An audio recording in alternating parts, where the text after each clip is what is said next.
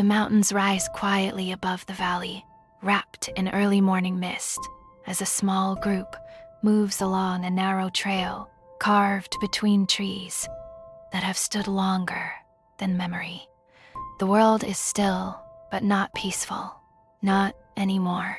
At the front of the group walks young Ethan, his expression sharper now, more alert than it was just days before. A small pack slung over his shoulders and something heavier behind his eyes. Beside him is young Lucy, steady and watchful, her calm no longer effortless, but chosen. Behind them, Ethan's father moves with purpose, scanning the tree line with the instincts of a man who has begun to understand that the rules have changed. Ethan's mother stays close, carrying what she can, holding the group together in quieter ways. Around them, a handful of other young people follow, restless, uncertain, already strained by something they don't yet have words for. Above the trees, the sky is clear again. No planes pass overhead. The first day of walking feels almost like a hike. The air is cool, the forest alive with sound, and for a few brief hours, it is possible to pretend that this is temporary. That somewhere ahead, a road will lead to a working town, to lights, to engines, to answers. But the deeper they move into the mountains, the more the silence begins to settle in. No distant traffic, no aircraft, no hum of anything built by man. Only wind, water, and the sound of their own footsteps. They stop at the old sugar mill by late afternoon. The structure sits abandoned at the edge of a clearing, its weathered beams leaning just enough to suggest that time has been winning for a long while. It offers shelter, and that is enough. That evening, Ethan's father unwraps the .22 pistol. He doesn't make a ceremony of it. He simply hands it to young Ethan and shows him how to hold it properly, how to steady his hands, how to aim without thinking too much about it. Young Lucy watches closely. When it's her turn, she handles it with surprising confidence. There is no excitement in it, only understanding. The others react differently. Some look away, some laugh nervously. One of them mutters something about how unnecessary it is. Another says nothing at all, but keeps their distance. For the first time, a quiet division forms. Not spoken, not acknowledged, but felt. Young Ethan notices. He doesn't comment. Later, as the light fades, they sit together in uneasy silence. A few of the others, heavily altered in ways that feel strangely out of place now, whisper among themselves, casting occasional glances toward the pistol resting near Ethan's pack.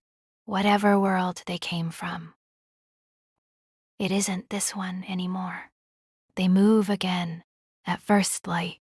The second day is harder. The trail becomes less certain, the terrain steeper, the weight of their supplies more noticeable with every mile. Hunger sharpens, fatigue settles in.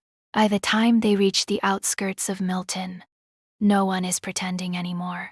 The town is not empty, not exactly. The general store stands open, its shelves stripped of anything useful.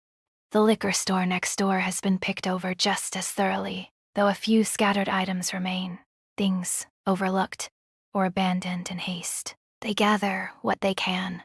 No one speaks about it as looting, but no one pretends it isn't either. As they move through the quiet streets, something becomes clear. They are being watched. Curtains shift.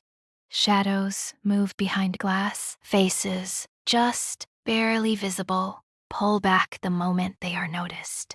People are still here. They're just hiding. No one approaches them. No one calls out. And no one offers help. They don't stay long. There is nothing here for them. Not anymore. By late afternoon, they reach the hillside road where Ethan's grandparents' home stands. Or rather, stood. The house has been broken into, doors forced open, drawers overturned. The careful order of a lived-in home, replaced by the scattered remains of people, searching for anything that might keep them alive just a little longer. There is no sign of his grandparents, no note, no trace. Young Ethan stands in the doorway for a long moment, not moving. Young Lucy stays beside him.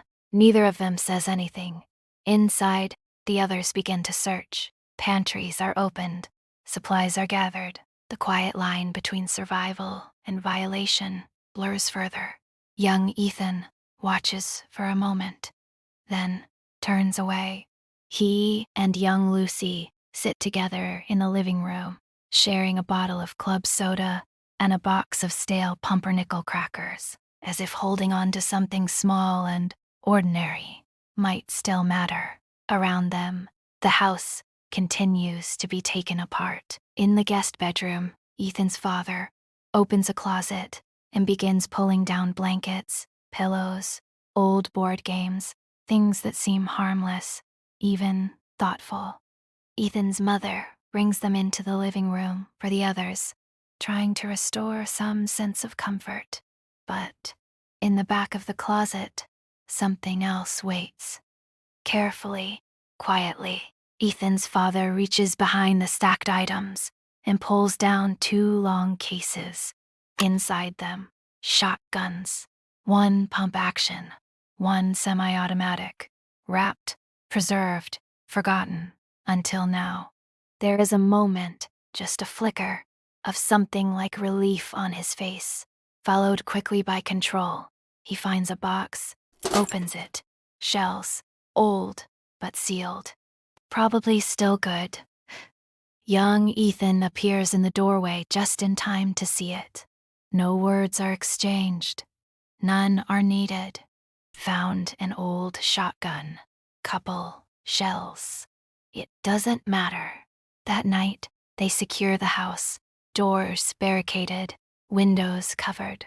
Everyone arms themselves with whatever they can find. Kitchen knives, hammers, tools meant for building, now repurposed for something else. Young Ethan, young Lucy, and Ethan's father take watch.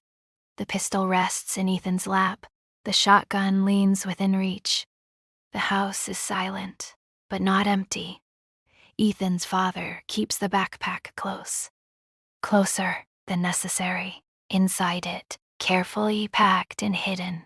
Shells, supplies, pieces of a future he no longer believes will be simple. Outside, the night stretches endlessly across the hills. No lights, no engines, no distant cities, only the quiet realization that whatever happened at Cold Spring was not the beginning, and whatever comes next will not be temporary.